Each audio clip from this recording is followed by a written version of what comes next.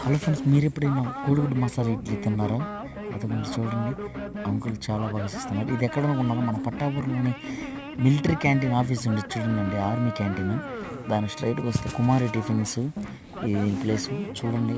మా మూడిడ్లీ చెప్పుకుంటే దాన్ని ఆరుగా చిచ్చి దాని మీద కోడిగుడ్డు ఉల్లిపాయలు పగలగొట్టి అలాగే బంగాళదుంప మసాలా వేసి దోరగా కాల్చారు. తర్వాత నెయ్యి వేసారు కాస్తంత.